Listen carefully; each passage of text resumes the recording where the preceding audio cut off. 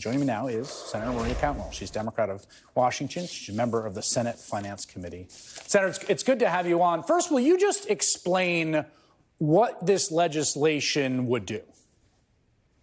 Well, we're saying that this issue that is constitutionally given to Congress is an issue that Congress needs to reassert itself.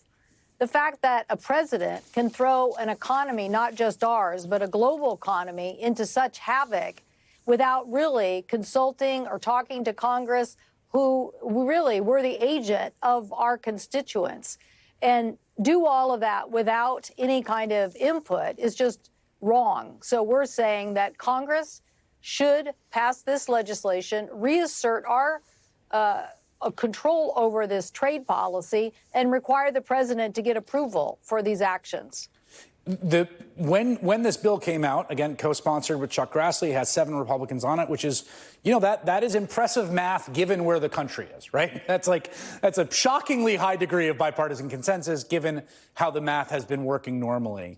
The White House immediately issued a veto threat that the bill would severely constrain the tariff powers. It would eliminate Trump's ability to have leverage over foreign countries. Ergo, you would need to override that veto. The other avenue, as I understand it, is they are essentially abusing a 1970s statute not designed for them to do this, in which the president declares an emergency and pursuant to that emergency power is given this leverage to unilaterally set these tariffs.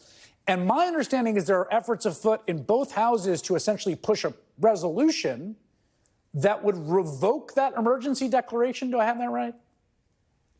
Yes, there's a lot of effort now because, as you see, 401k programs have been impacted in the stock market, and there's a lot of Americans that don't have pensions anymore and have 401k plans. You see the businesses like the retailers and consumer electronics organizations and apparel companies all coming and saying, please, please do something about this. We are still in a period of inflation, and making things more expensive for the consumer is a really, really bad idea.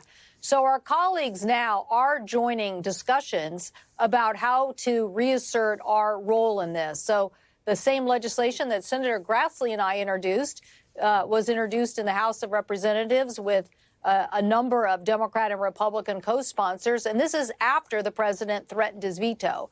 So I think what my colleagues who are listening to their constituents are going to do are going to look for the legislative path to respond to their constituents and say, yes, I'm going to try to hold down these costs on you. One of the things I've watched develop, and I'm curious to hear if you feel this way, is watching this process of denial play out. Because I think a lot of folks on Wall Street, a lot of Republicans, a lot of Republican office holders thought this is all a bluff to create leverage. What he really wants to do is do a bunch of deals. But my understanding of listening to the president is that he doesn't want the deals. He wants the tariffs. The tariffs are the point. If he does the deal and the tariffs go away, he doesn't get the income, which he can then put towards his big tax cuts for the rich. And he doesn't get this neo-mercantilist vision of the glory years of McKinley. And I wonder if your colleagues are coming to understand that, he is serious about this. Well, I think you did a good rendition in your opening of his commitment over a campaign trail to this. And I think while people probably thought that sounded good on a campaign trail, even though people may not have understood exactly what the tariff meant, which you're also showing in your segment, that now all of a sudden it's real in that plummeting of the market, in those small businesses, Main Street Alliance and others saying, oh, my gosh, I'm going to end up paying this because I'm a small business. I'm not going to be able to get out of this. And now they're calling their members of Congress saying, you have to do something to fix this. And our colleagues now know, as you saw from the Senate Finance Committee today, as we questioned the trade ambassador, that the plan is not clear. The outcome that the president seeks is not clear.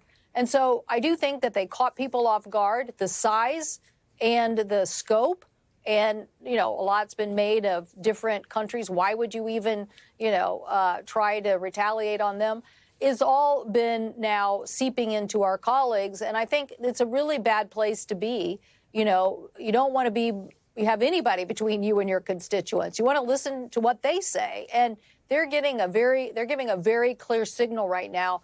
They're very concerned in an inflationary time that this is just going to raise costs, and they are not even sure what the end result strategy means. And you talked about the manufacturing. Biden administration did grow 700,000 manufacturing jobs over what we lost during COVID, but that's on next generation innovation.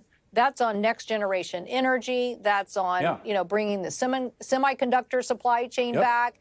It's about innovation and being the leader in the next set of manufacturing jobs, not trying to somehow think you're going to tariff semiconductors back into the United States. Yeah, and we should note that they're blocking some of the federal expenditures for some of that investment in clean tech in hopes of, bringing back a lot of sock factories, as far as I can tell. Senator Maria Cantwell, thank you very much. Thank you.